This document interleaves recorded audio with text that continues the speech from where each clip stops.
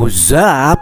Kembali lagi di World Kakao yang akan kembali melanjutkan cerita King Account yang selalu dicari-cari dan dinanti-nantikan oleh kalian, wahai kaum dua dimensi.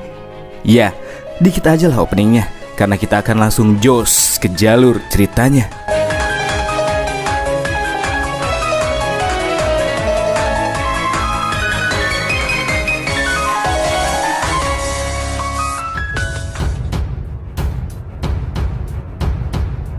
Rasa terkejut pun semakin dirasakan oleh Loki setelah melihat kehadiran Yew yang tiba-tiba saja muncul di hadapannya. Rasa penindasan serta aura mencekam yang MC pancarkan juga membuat wanita ini merasa ngeri. Dan bahkan ia sempat berpikir untuk segera melarikan diri lagi. Di sampingnya sang Outer God yang melihat Loki begitu khawatir lantas kembali mengingatkan Loki bahwa saat ini si Outer God merupakan sebuah entitas yang tak terkalahkan di dunia ini. Dia merasa bisa menyelesaikan Yew dengan mudah, tapi karena Loki memiliki dendam pribadi kepada Yew, maka si Outer God akan menyerahkannya kepada Loki.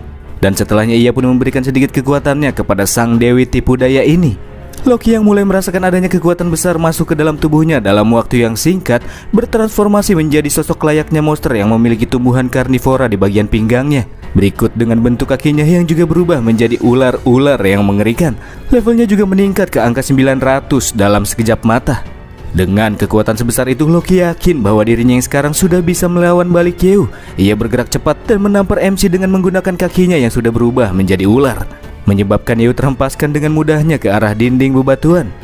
Menyaksikan apabila Yew tidak balik menyerang membuat Loki sangat percaya jikalau ini dikarenakan kekuatan yang ia punya sangatlah kuat dan membuat Yew sama sekali tidak berdaya.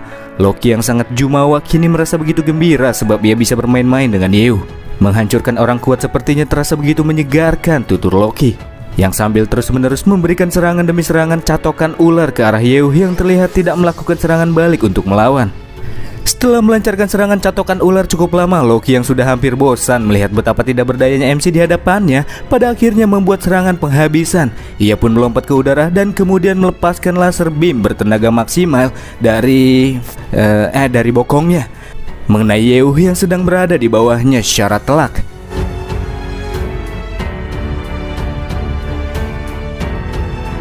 Dari arah lain si Outer God pun berkata meskipun sebelumnya Yew bisa saja menghabisi Loki, tapi tidak untuk kali ini, sebab Loki sudah berubah total setelah mendapatkan kekuatan dari Outer God. Manusia itu takkan bisa bertahan karena sekarang dia tak ubahnya seperti sampah di hadapan kekuatan Outer God, tuturnya. Tunggu, ini kan, ucap si Outer God yang mulai merasakan adanya kejanggalan pada kondisi Yew yang baru saja terkena serangan kuat Loki, di mana tubuh Yew terlihat mulai diselimuti oleh api biru gelap yang memancarkan aura yang begitu terasa mendominasi, hingga akhirnya bertransformasi menjadi bentuk Ultimate Demon pada level max, berdiri dengan tegas memegang King Sword. Dan dari sinilah didapati apabila sang MC sebelumnya tidak balik melawan karena ia ingin merasakan sendiri tentang seberapakah besarnya kekuatan dewa tingkat tinggi yang dilimpahi dengan kekuatan dari Outer God. Dan sekarang Yew agak merasa kecewa karena serangan terkuat Loki hanya sanggup menyebabkan sedikit damage saja kepadanya. Fakta ini membuat Loki terkena serangan mental. Ia pun stres berat karena menyadari fakta akan serangan terbaiknya tidak memberikan rasa sakit yang mendalam kepada Yew. Tapi karena nasi sudah menjadi bubur kacang almond, ia pun takkan berhenti sampai di sini saja. Tumbuhan karnivora di bagian pinggangnya selanjutnya menutupi bagian tubuh atas Loki untuk mengumpulkan energi padat pada titik tersebut. Prosesnya tak berlangsung lama dan setelah selesai, terlesatkanlah laser beam ulir keunguan ke arah Yew. Serangan ini memiliki kepadatan yang jauh lebih tinggi dari sebelumnya. Tapi meskipun begitu, Yew nampak terlihat masih berdiri santuy tanpa melakukan sedikit pun pergerakan. Ia tidak berniat untuk menghindarinya dan lebih memilih untuk menangkisnya dengan mengubah arah jalur lintas serangan tersebut. Dari hal ini si Outer God pun sadar apabila Loki takkan mampu mengalahkan Yew yang memiliki kekuatan yang begitu misterius. Loki sendiri juga dirasa sudah tak berharga lagi untuk ia pertahankan. Dan selanjutnya akan menjadi giliran Yew balik menyerang. Dari tempat yang tak jauh dari lokasi pertarungan, api dari tubuh Flame Giant tiba-tiba saja tersedot. Dan ya, itu semua dilakukan oleh Yew yang mengumpulkan kekuatan dari alam api dan memasukkannya ke dalam King Sword. Ia pun bergerak dengan cepat ke arah lawan dengan gerakan yang sangat fleksibel seperti orang yang sedang menari sambil melepaskan beberapa tebasan api. Yang tentunya serangan tak terprediksi seperti ini sangat sulit untuk dapat dihindari. Dan di sini Loki lah yang berkesempatan untuk mendapatkan rasa perih dari setiap tarian tebasan api tersebut.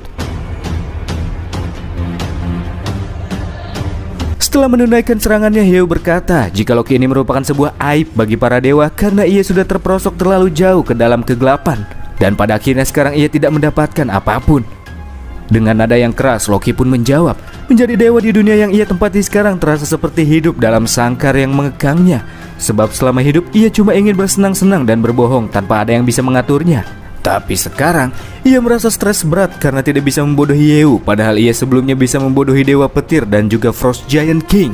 Sadar tidak bisa mengalahkan Yeo dengan kekuatannya sendiri, Loki kemudian pergi ke arah Merlin yang masih pingsan, mengangkat tombaknya yang maksud hati akan ia hunuskan kepada Merlin agar membuat Yeo merasa menyesal karena sudah membuat masalah dengannya. Namun trik Loki yang gunakan kali ini seperti suatu trik murahan yang sangat klise. Faktanya Yeo sendiri sudah melakukan sesuatu agar Merlin terhindar dari bahaya, di mana ia sebelumnya diam-diam sudah membuat barir yang menyelimuti tubuh sang Valkyrie. Tapi tiba-tiba, cerots! Sebuah serangan tak terduga dari arah bokong langsung memotong tangan Loki yang tengah mengangkat senjatanya sebelum itu dilepaskan ke arah Merlin. Loki sama sekali tidak menyangka apabila serangan tersebut berasal dari si Oudergat yang begitu ia puja-puja dan sekarang malah memilih untuk menyelamatkan Merlin. Dan dengan ini maka artinya Loki sudah dibuang olehnya begitu saja. Dia sudah dikhianati. Alasan si Oudergat membuang Loki ini dikarenakan ia merasa kecewa dengan Loki yang tidak mampu menghabisi seorang manusia, padahal ia sudah memberikan beberapa kekuatannya. Dan untuk sekarang, Oudergat ini lebih memilih Merlin yang mempunyai kekuatan Oudergat di dalam tubuhnya sebagai pasangan yang lebih cocok baginya. Tentunya hal ini membuat Loki cukup terpukul, sebab selama ini ia sudah banyak melakukan segala hal-hal yang besar untuk membangkitkan si Oudergat. Tapi sekarang ia malah dibuang begitu saja. Tapi tetap saja, meskipun Loki terlihat sangat emosional, akan tetapi sang Oudergat yang merasa sudah tak lagi membutuhkannya takkan kembali menarik kata-katanya. Hal baiknya di sini bagi Loki, ia tidak akan dihabisi oleh si Oudergat. Mengingat kontribusi Loki selama ini yang sudah membuatnya kembali bangkit. Berikut dengan si Oudergat yang menyerang Loki hingga membuatnya sekarat.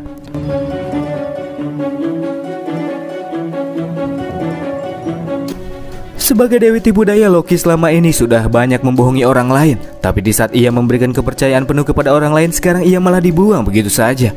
Selalu menertawakan kebodohan orang lain, tapi pada akhirnya dialah badut yang sesungguhnya. Sungguh-sungguh sangat ironi. Dan kemudian Loki pun berteleportasi ke tempat lain, sementara Oudergat akan membawa Yeo yang ia anggap sebagai satu-satunya ancaman di dunia ini, yang dianggap sudah menghalangi jalan demi mencapai tujuannya. Tapi sebelum itu kita akan beralih dulu ke rumah harta, tepat di depan sebuah pohon emas menjulang tinggi yang disebut sebagai pohon dunia atau juga dikenal dengan Yggdrasil. Pohon yang menampung keberadaan 9 alam yang eksistensinya sangat dibutuhkan untuk memastikan keseimbangan dari 9 alam.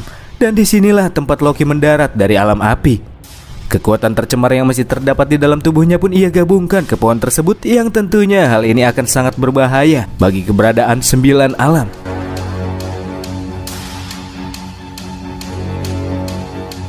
Kita akan langsung lanjut ke medan pertempuran. Sebagai sesama entitas yang berasal dari dunia luar, Oudergat memang mengakui bahwa Yeo memiliki kekuatan yang cukup mumpuni. Tapi baginya kekuatan Yeo takkan bisa diandalkan dalam pertarungan ini, karena keberadaan di antara mereka itu benar-benar berbeda. Dirinya juga mengaku sebagai sosok eksistensi yang sudah berdiri di luar dimensi dan melihat ribuan dunia, sambil si Oudergat mengeluarkan sedikit kemampuannya untuk menarik magma ke atas permukaan untuk menyerang Yeo. Jelas serangan semacam ini takkan membuahkan hasil. Faktanya Yeo yang beratribut api bisa berdiri dengan santuy di atas magma panas yang menyembul ke atas udara ini. Yeo pun masa bodoh dengan bacotan-bacotan lawan yang merasa dirinya paling berkualitas. Dianggap lemah itu sudah menjadi hal yang biasa baginya. Selanjutnya Oudergat mempersiapkan serangan lanjutan yang ia sebut dengan Dark Abyss, sebuah bola energi gelap keunguan yang memancarkan kekuatan yang sangat luar biasa. Selain itu, dia juga mengakui dirinya sebagai sosok ultra dimensi yang tidak hanya bisa pergi ke dunia ini, tapi ia juga bisa pergi ke dunia Yeo dan menghancurkan orang-orang yang ia sayangi dengan mudah. Ancaman lawan pastinya tidak membuat MC merasa ngeri. Dan untuk menghalau serangan lawan, di sini Yeo melepaskan Firestorm, badai api membara yang keluar dari King Sword yang telah menyerap kekuatan dari alam api.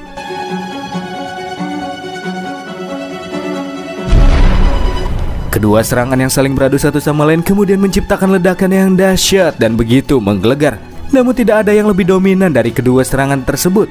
Ini menunjukkan apabila Yeo masih bisa mengimbangi sang Oudergat yang baru saja agak merendahkannya. Karena musuh sudah berani-beraninya mengancam orang-orang terkasihnya, maka hanya ada satu hal yang bisa Yeo katakan, yaitu mati kau. Yeo melesat dengan cepat dengan sebuah tebasan, namun itu masih belum cukup untuk menggores luka kepada lawan yang menangkisnya dengan sebuah jurus penghalang yang terbentuk dari cahaya kosmik di sekelilingnya. Hal ini membuat Yeo mundur beberapa langkah ke belakang setelah merasakan suatu keanehan pada jurus lawan, di mana jurus tersebut dapat mendistorsi ruang dan waktu, jadi mau tak mau ia harus menjaga jarak untuk saat ini. Menurut lawan, meskipun benar Yeo sangat kuat, akan tetapi bila melihat dari perawakannya, Yeo ini belum hidup terlalu lama dan belum bisa menembus kebenaran dari alam semesta. Ucapan-ucapan tersebut membuat Yeo agak bingung dengan apakah yang dimaksud dengan kebenaran alam semesta ini. Dikatakanlah olehnya bahwa suatu alam semesta dan segala hal yang terdapat di dalamnya memiliki satu tujuan akhir, dan itu adalah kehancuran. Di mana fakta ini hanya bisa dilihat oleh entitas seperti dirinya yang bisa melampaui dimensi. Dari sinilah didapati apabila sosok yang selama ini Yeo hadapi bukanlah Outer God yang sesungguhnya, melainkan sebuah keberadaan unik yang tercipta dari waktu dan dimensi, berbentuk kubus ultradimensi yang tidak memiliki kesadaran. Tapi setelah berada di dimensi yang berbeda-beda sambil mengamatinya, secara bertahap kubus ini membuat kesadarannya sendiri. Dari pengamatan itu pula pada akhirnya ia mendapatkan sebuah kesimpulan. Meskipun dimensi dari peradaban yang berbeda-beda akan terlahir kembali di suatu tempat, tapi pada akhirnya mereka hanya akan menuju kehancuran karena ulah dari setiap makhluk hidup yang berada di dalamnya. Kebodohan dari setiap makhluk hidup membuat si kubus yang sudah memiliki kesadaran merasa sangat kesal, dan pada akhirnya daripada dihancurkan oleh para makhluk hidup, mulai saat itu dialah yang akan menghancurkannya sendiri dengan cara yang ia inginkan. Tapi sayangnya, meskipun memiliki kebijaksanaan serta kekuatan yang melampaui dimensi, dirinya tidak bisa mengganggu para makhluk hidup dan hanya bisa mengamatinya saja.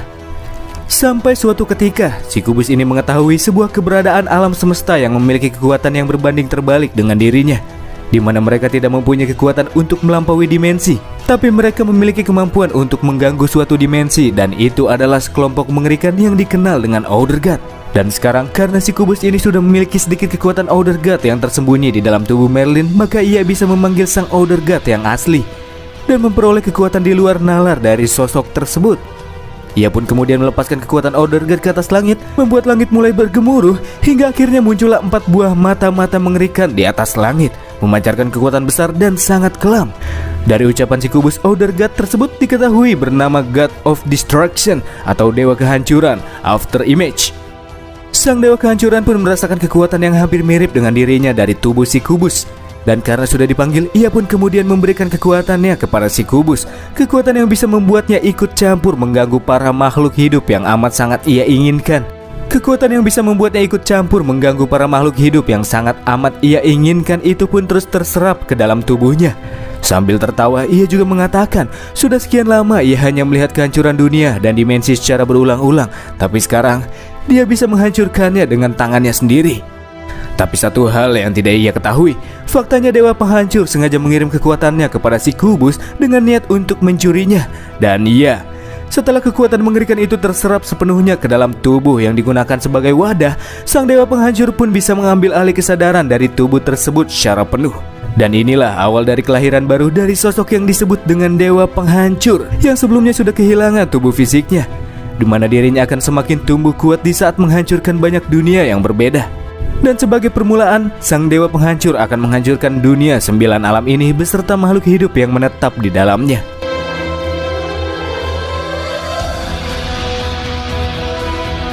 Nama Dewa Penghancur itu tidak terasa asing bagi Yeo, karena sosok tersebut memiliki nama yang serupa dengan sosok yang pernah dikalahkan oleh Shadow King pada jutaan tahun yang lalu. Hingga akhirnya sang Dewa Penghancur kehilangan tubuh fisiknya, tapi kekuatannya menyebar ke alam semesta, dan sebagian dari kekuatan tersebut berubah menjadi apa yang kita kenal dengan 13 Dewa kuno. Dan jika memang benar dia adalah sosok yang sama, maka pertarungan ini akan sangat mengerikan. Apalagi sang Dewa Penghancur berniat mencari kesempatan untuk terlahir kembali sekarang. Jadi sebelum sosok ini kembali ke bentuk sempurnanya, Yeo berpikir untuk mengalahkannya di dunia ini. Sambil mengatakan bahwa Yeo memiliki bau yang ia benci, Dewa Penghancur melepaskan serangan Blast yang dapat dengan mudah menghempaskan tubuh Yeo ke arah dinding bebatuan. Serangan tersebut juga memberikan Yeo rasa sakit meskipun ia kini sudah berada di level max. Meskipun baru terlahir, tapi kekuatannya sangat kuat. Dan dari sinilah Yeo semakin yakin bahwa Dewa Penghancur yang ia hadapi kali ini adalah sosok yang sama dengan sosok yang dilawan oleh Shadow King. Dewa Penghancur di sini kembali mengatakan apabila ia memiliki bau yang sama seperti musuh lama yang telah ia habisi. Nampaknya ia bisa mencium bau Shadow King dari tubuh MC. Hal ini semakin membuat Dewa Penghancur bersemangat untuk menghancurkan dunia tersebut. Dilepaskanlah sebuah skill bernama Heaven to the Star. Di saat itulah bintang-bintang yang diselimuti energi gelap pun mulai berjatuhan dari surga dan siap menghancurkan alam api.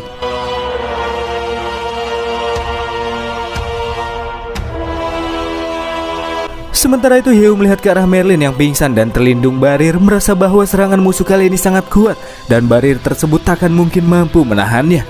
Oleh karena itulah, di sini ia menggunakan sebuah cara lain dan ini merupakan satu-satunya cara yang tersisa, di mana Heo dengan cepat menyerap panas yang terdapat di seluruh alam api ini terus menyerap ke dalam tubuhnya, dan setelah terserap sepenuhnya akhirnya terlahirlah final form dari bentuk Ultimate Demon, membuat sosok Ultimate Demon menjadi lebih berisi dan lebih gagah karena jubah yang ia kenakan, serta dikelilingi oleh bola-bola mekanik melayang di mana bola-bola tersebut memiliki senjata tersembunyi di dalamnya.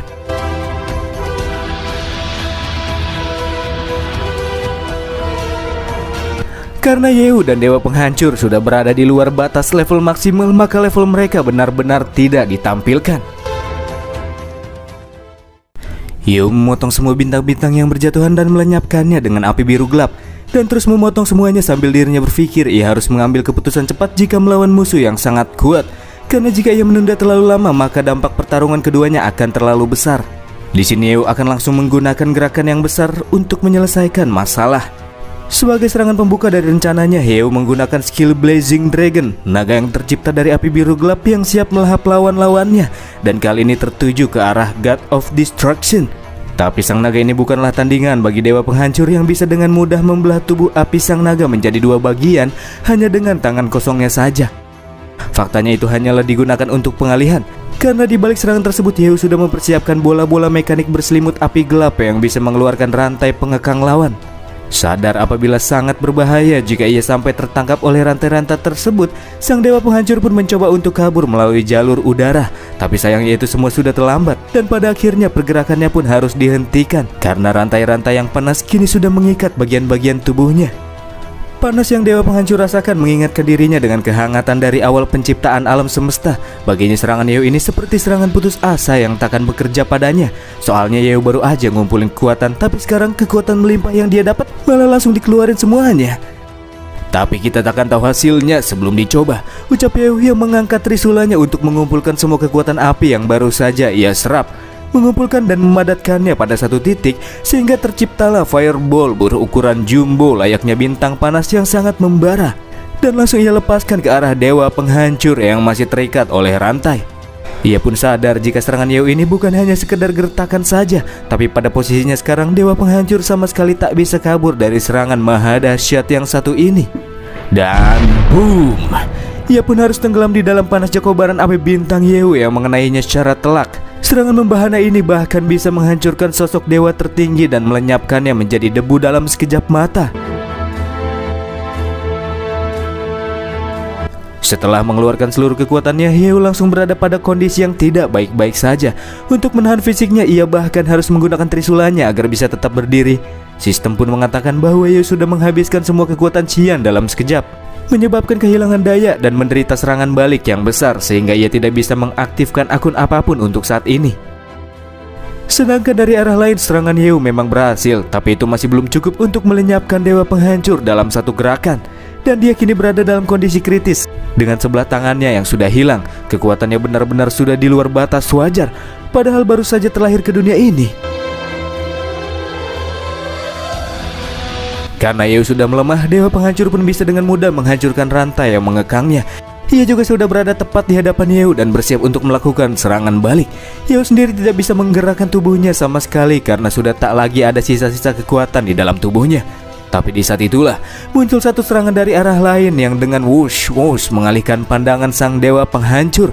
Serangan tersebut berasal dari Pak Agus bersama dengan rombongan dewa tingkat tinggi yang datang untuk membantu sang MC. Mereka kini bisa menginjakan kaki di alam api karena Heo sudah menyerap seluruh panas di tempat tersebut sebelumnya. Dan mulai dari sini MC hanya perlu menonton jalannya pertarungan yang akan diambil alih oleh Agus dan para bawahannya. Atas arahan Pak Agus, semua dewa pun langsung maju secara serentak dan mengeroyok sang dewa penghancur yang sudah berada dalam kondisi kritis. Dalam kondisi seperti itu, ia pun tidak bisa melawan balik. Serangan keroyokan para dewa yang tak ada habis-habisnya membuat dewa penghancur merasa kewalahan. Jadi ia sempat berpikir untuk mencari celah agar bisa kabur sebelum mokat di tempat. Ya, sebelum terkena serangan kilat kuning dari Pak Agus sebagai serangan eksekusi, dewa penghancur memilih untuk beralih ke bentuk kubus, di mana cara ini menyebabkan si kubus mendapatkan kembali kesadarannya. Tak mengerti dengan apa yang sudah terjadi di sana, si kubus pun langsung membuka portal dimensi dengan niat hati untuk kabur dari sergapan para dewa yang sedang mengejar-ngejarnya. Tak membiarkan lawan kabur begitu saja, Thor melayangkan palunya dari arah kejauhan, sehingga membuat si kubus hancur berantakan menjadi kepingan-kepingan kecil. Hal ini Thor lakukan sebagai pembalasan dendam karena sebelumnya kubus inilah yang sudah menyiksanya cukup lama. Meskipun si kubus sudah hancur berantakan, namun pecahan-pecahan tubuhnya berhasil masuk ke dalam portal yang mengartikan bahwa sosok tersebut masih belum lenyap dari dunia. Ya, dia masih hidup meskipun sudah melemah.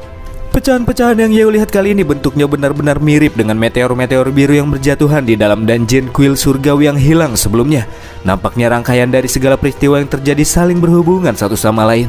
Sementara itu dari arah lain, kekuatan Outer God yang sebelumnya dikeluarkan dari tubuh Merlin pun langsung kembali masuk ke dalam tubuh wanita tersebut. Melihat hal itu, para dewa pun meminta kepada Pak Agus untuk segera mengeksekusi Merlin sebelum terjadi hal-hal mengerikan selanjutnya. Menurut para dewa, Merlin pastinya sudah siap untuk dikorbankan demi keberlangsungan 9 alam. Mengingat dirinya sudah menjadi sosok Valkyrie yang taat, tapi di sini Pak Agus hanya terdiam tanpa kata. Dalam hal ini, Yeo pun turun tangan. Ia tak akan membiarkan para dewa mencabut nyawa Merlin begitu saja. Di sini MC juga akan terus melindungi Merlin dan melawan para dewa meskipun ia sedang berada dalam kondisi yang lemah. Yeo juga meyakinkan Pak Agus untuk tetap mempercayainya, karena meskipun benar Merlin sudah memiliki kekuatan yang bisa menghancurkan 9 alam, tapi Yeo yakin bahwa ia bisa mengatur Merlin agar tidak melakukan hal tersebut. Dewa di sisi Agus pun mengatakan, bukannya mereka tidak mempercayai Yeo, namun mereka tidak ingin bertaruh dengan peluang kecil dengan menyelamatkan Merlin dan 9 alam. Sedangkan Dewa Petir dan Glenn beralih ke sisi Yeo. Keduanya akan menjadi pendukung dalam setiap keputusan yang diambil oleh MC dan akan terus melindunginya. Situasi pun semakin memanas. Apakah akan terjadi perbaguhan taman di antara para dewa? Dan sebelum itu semua terjadi, tiba-tiba saja Merlin sudah terbangun dari pingsannya, mengatakan apabila dirinya kini sudah mengingat siapa identitas aslinya.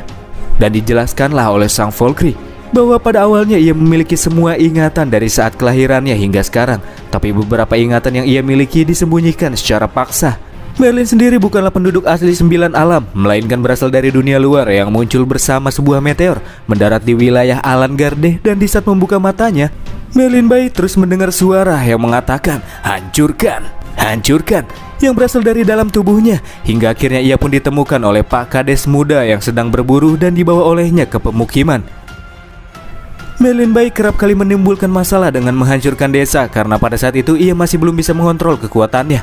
Namun kendati demikian, Pak Kades dan istrinya masih mau mengurus Merlin yang memiliki kekuatan mengerikan dan merawat Merlin seperti anaknya sendiri. Jadi secara perlahan pada akhirnya Merlin menganggap keduanya sebagai orang tuanya sendiri. Ketika berumur 10 tahun, Merlin yang sedang pergi ke hutan untuk mengumpulkan sumber daya bersama ibunya, tanpa diduga-duga bertemu dengan seekor monster yang melakukan sergapan. Dalam posisi yang tersudutkan, Merlin kecil kembali mengeluarkan kekuatan besar yang masih belum bisa ia kendalikan.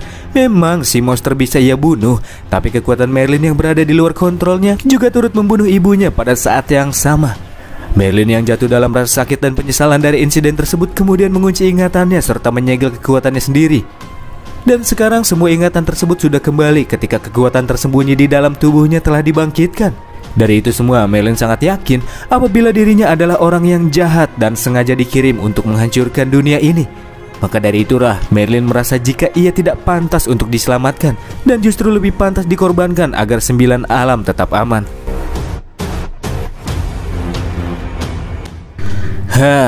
Kenapa sistem menyembunyikan identitas asli Merlin yang sebenarnya? Ucap Yeo di dalam hatinya. Di sini sistem merasa tidak terima. Ia mengatakan jika ia tidak menyembunyikannya, tapi itu semua tidak terdeteksi karena adanya kekuatan Outer God yang bersemayam di dalam tubuh Merlin. Tapi karena fakta ini bisa terungkap, maka penyelesaian quest kali ini bisa mencapai 100% perfecto. Dan akan ada hadiah tambahan yang bisa Yeo dapatkan nantinya. Hadiah itu bukan yang utama bagi Yeo sekarang. Dan kemudian MC berbicara kepada Merlin dengan tatapan yang meyakinkan. Ia mengatakan jika Merlin adalah orang yang paling layak di dunia ini untuk diselamatkan, karena alasan mengapa Yeo datang jauh-jauh ke dunia ini semata-mata hanya untuk dirinya. Ya, karena sang Valkyrie sebelumnya sudah membangkitkan Yeo pada saat ia berada dalam situasi yang menyedihkan. Jadi Yeo merasa takkan ada artinya jika ia tidak bisa menyelamatkan Merlin. Merlin dengan wajah malu-malu pun agak sedikit heran. Memangnya kapan dia pernah menyelamatkan Yeo? Padahal selama ini Yeo lah yang sudah banyak menolongnya. Itu terjadi di masa laluku dan di masa depanmu. Ceritanya panjang, tapi kau harus mempercayaiku, ungkap Yeo. Melihat adanya sesuatu yang disembunyikan dari Yeo yang terlihat sudah sangat mengenal dan begitu dekat dengan Merlin, Dewa Petir pun sedikit menggodanya. Tapi langsung diomelin Pak Agus karena Thor sudah ikut campur dalam urusan muda-mudi. Selanjutnya Pak Agus juga mendeklarasikan jika pertempuran kali ini telah usai dan para dewa sudah meraih kemenangannya. Tapi di saat yang sama terjadilah gempa heboh. Kejadian ini sangat aneh, padahal semua monster api sudah musnah. Lalu ulah siapakah ini sebenarnya?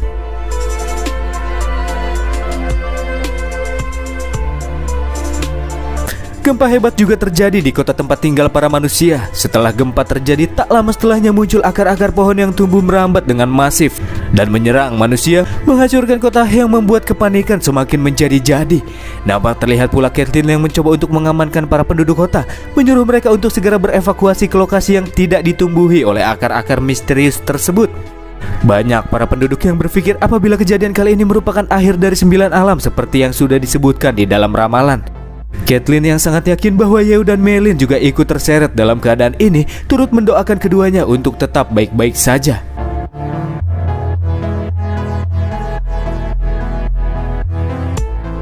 Insiden yang sama juga terjadi di lokasi tempat tinggal para dewa, yaitu Golden City. Akar-akar raksasa misterius terus tumbuh menyerang penduduk, serta menghancurkan kota emas yang padahal terbuat dari material emas yang kokoh dan dilapisi dengan kekuatan ilahi yang melindunginya. Hal ini juga menunjukkan apabila akar-akar tersebut bukan hanya sekedar akar-akar biasa dari tumbuhan berakar yang mengakar di sana. Di saat yang sama di alam api, terjadi pula hal yang serupa, di mana muncul akar-akar merambat raksasa yang dengan cepat memenuhi sekitar area. Dari semua orang di sana hanya Pak Agus yang mengetahui bahwasannya akar raksasa tersebut berasal dari pohon dunia yang sudah tercemar oleh kekuatan Outer God. Sempat muncul pertanyaan dari manakah kekuatan Outer God ini berasal, tapi tak lama berselang jawaban dari pertanyaan tersebut langsung diketahui di saat akar raksasa yang berkumpul berubah menjadi bentuk wajah yang sangat para dewa kenal. Dan ya, dialah si pembawa masalah yang menyebabkan awal dari segala permasalahan ini, sang dewi tipu daya, Loki. Dewa petir yang sudah sangat jengkel dengan kelakuan Loki sebelumnya dan sekarang malah mencemari pohon kehidupan, tentunya semakin membuat Thor murka. Tanpa basa-basi, ia pun langsung menyiapkan serangan palu terbang menggelegar ke arah Loki. Bukan hanya Thor, begitu pula dengan Pak Agus yang sedang mempersiapkan lesatan dari tombak Trisula dewanya ke arah Loki. Ia juga memberikan instruksi kepada para dewa untuk segera menghabisi Loki sebelum wanita tersebut menghancurkan 9 alam. Dan secara serentak para dewa tingkat tinggi pun langsung menyerang akar yang membentuk wajah Loki dengan segenap kekuatan yang mereka miliki, memberikan Thor dan Agus waktu untuk mempersiapkan jurus ultimate-nya. Dan setelah terlesatkan ke arah lawan, itu tidak bisa memberikan damage kepada Loki yang kini sudah terintegrasi dengan pohon dunia. Loki kini sudah berubah menjadi sosok yang benar-benar berbeda dan hanya satu tujuan yang kini ia punya, yaitu menghancurkan 9 alam beserta orang-orang yang tinggal di dalamnya. Sadar apabila Loki kini sudah menggila dan tidak bisa dihentikan, membuat Dewa Petir teringat dengan ramalan yang menyangkut akhir dari para dewa. Merlin yang menganggap segala insiden yang terjadi bermula dari dirinya yang memiliki kekuatan Outer God pun merasa bertanggung jawab penuh dan bersedia untuk menahan Loki yang sedang mengamuk. Dalam situasi seperti ini, dewa lain malah ngomel-ngomel menganggap Merlin yang hanya Valkyrie biasa takkan mungkin bisa menahan Loki, yang bahkan Pak Agus pun takkan bisa menghadapinya. Tapi para dewa langsung diomelin sama Pak Agus karena mereka terlalu berisik padahal situasinya sedang rumit. Oh iya, BTW bro, apakah kau bisa menggunakan kemampuan garis waktu untuk mengulang waktu ke waktu sebelum Loki menggunakan trik ini dan menghentikan tujuannya untuk menghancurkan dunia? Tanya Thor penuh harapan nyata kepada Yeo. Tapi sayangnya menurut Yeo hal itu tidak bisa dilakukan, karena pada dasarnya 9 alam tak akan bisa terhindarkan dari kehancuran yang sudah ditetapkan sedari awal, dan takdir akan kenyataan ini takkan bisa diubah. Jadi untuk selanjutnya, Yeo dan Merlin bermaksud untuk tinggal dan menahan Loki sebisa mungkin, memberikan waktu kepada Pak Agus yang bertugas untuk membawa semua makhluk hidup dari 9 alam keluar dari dunia ini. Yeo yakin jika Agus memiliki sebuah cara untuk menyelamatkan mereka semua. Setelah mendapatkan info sebelumnya tentang kehancuran 9 alam dari Yeo, Pak Agus sudah memikirkan semuanya dan cara bagaimana ia bisa membawa orang-orang dari 9 alam keluar dari dunia tersebut, yakni dengan cara mengangkut semua orang dengan kapal melayang yang disebut dengan Deep Britney. Kapal berukuran super jumbo ini dikatakan bisa menampung semua orang yang berasal dari 9 alam. Dengan menggunakan palu Thor serta Trisula Dewa, mereka juga bisa langsung berpindah ke alam yang satu dengan alam yang lainnya dengan cepat, sehingga evakuasi akan berjalan dengan cepat pula. Tapi menurut Thor, rencana ini akan bergantung dengan seberapa lamakah Yeo dan Merlin bisa bertahan. Di sini Yeo memastikan apabila dia dan Merlin bisa menahan pohon tersebut cukup lama, jadi Dewa Petir tak perlu risau dan cukup menjalankan tugasnya dengan baik. Dalam hal ini Dewa Petir sangat berterima kasih karena Yeo sudah sangat baik dengan menyelamatkan semua orang dari kehancuran dunia. Ia juga berjanji untuk kembali ke sini dan menjemput Yeo dengan melayangkan paruh Thor untuk menjemputnya seperti sebelumnya. Di arah lain, Glenn menghampiri Merlin. Ia juga sangat tercengang di saat tahu bahwa Merlin sudah menanggung beban yang begitu berat sendirian. Glenn juga tidak menyesal sedikit pun sudah memasukkan Merlin menjadi salah satu anggota Valkyrie yang bertugas di bawah naungannya, karena Merlin dirasa sangat layak untuk menyandang gelar Valkyrie. Dan setelahnya mereka pun harus berpisah di titik ini di saat Pak Agus membawa semua dewa berteleportasi ke kapal yang sudah dipersiapkan. "Ayo Merlin, ini waktunya kita untuk pergi," ucap Yeo sambil menjulurkan tangannya kepada wanita tersebut. Momen-momen di saat keduanya bergandengan tangan juga pernah terjadi sebelumnya di dimensi yang berbeda. Merlin pun turut mengatakan, asalkan bersama Yeo, bahkan jika tidak ada apa-apa selain kehancuran dan keputusasaan di masa depan, dirinya takkan pernah merasa takut lagi.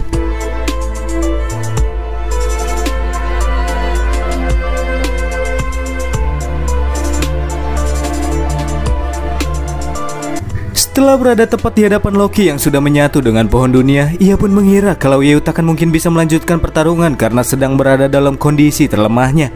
Sehabis pertarungan besar sebelumnya, ia juga takkan mungkin bisa memanfaatkan kekuatan Outer God Merlin yang tak terkendali. Dan jika tetap dilakukan, mungkin Loki dan Yeo akan sama-sama tewas di tangan Merlin menurut Loki. Loki lanjut menyerang keduanya dengan akar-akar merambat yang melesat dengan cepat. Tanpa diduga akar-akar tersebut dengan mudah dipotong-potong bak sayuran oleh Merlin yang dengan terang-terangan menggunakan kekuatan Outer God dari dalam tubuhnya. Lihat Merlin yang ternyata sangat berani menggunakan kekuatan tersebut pastinya membuat Loki panik kalau ngeting-tong ya. Dengan nada yang panik ia pun berkata kekuatan Merlin ini bisa saja menghabisi Yeo. Tapi pada kenyataannya hal semacam itu takkan pernah terjadi.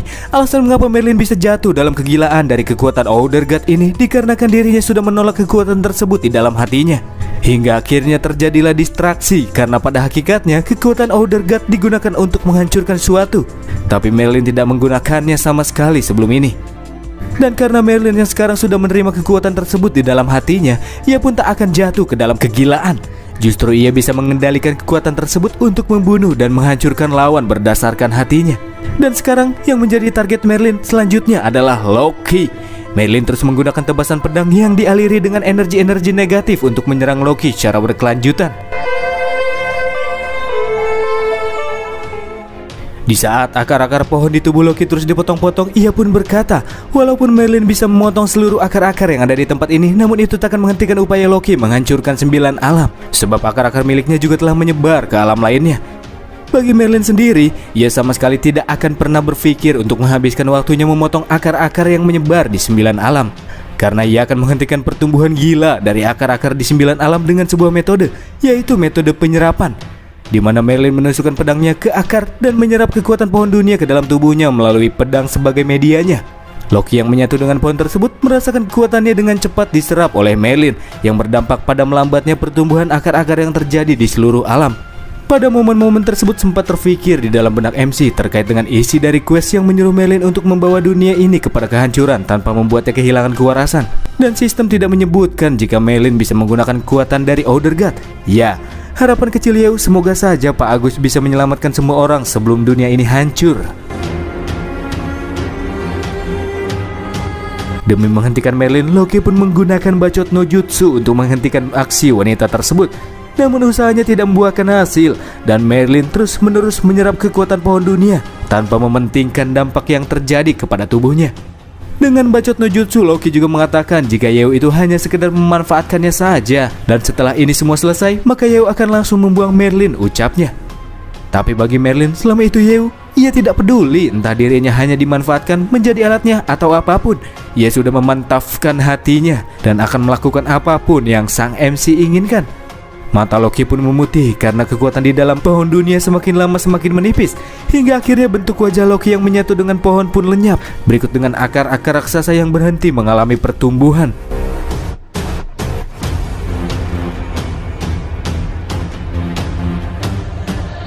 Sementara itu di tempat lain nampak terlihat sebuah kapal jumbo yang merupakan kapal dewa milik Agus sedang mengevakuasi para penduduk 9 alam masuk ke dalamnya untuk menyelamatkan diri dari kehancuran dunia.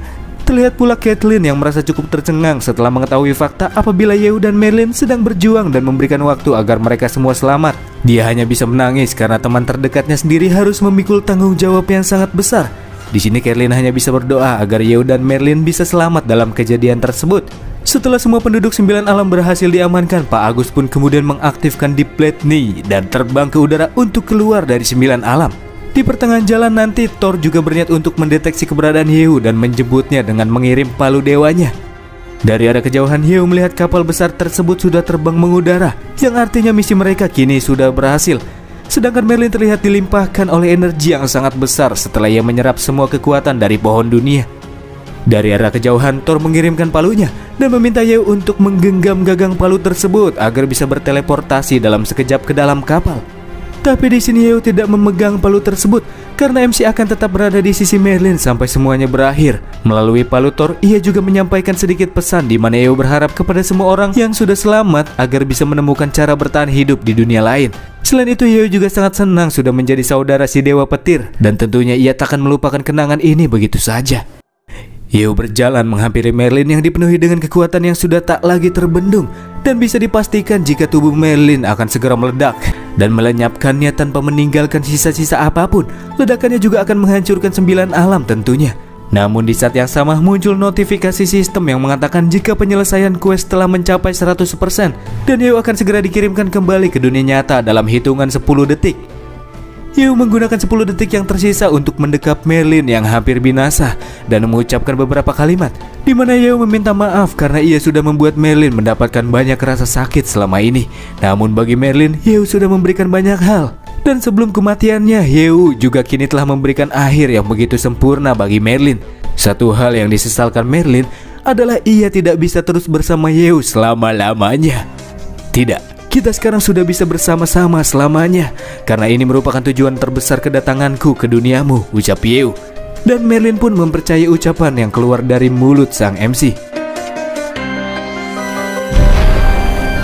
10 detik pun akhirnya terlewati. Bersama dengan itu, tubuh Merlin pun meledak dan ledakannya memiliki skala yang sangat dahsyat hingga menghancurkan 9 alam dalam waktu sekejap.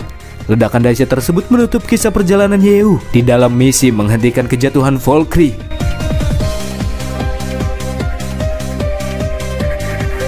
Setelah Yeo kembali berteleportasi ke dunia nyata, tepatnya di dungeon kuil surgawi, kini ia disergap oleh para serangga-serangga tercemar. Di saat itulah ia langsung mengaktifkan Fallen Valkyrie dari akun sistem rajanya.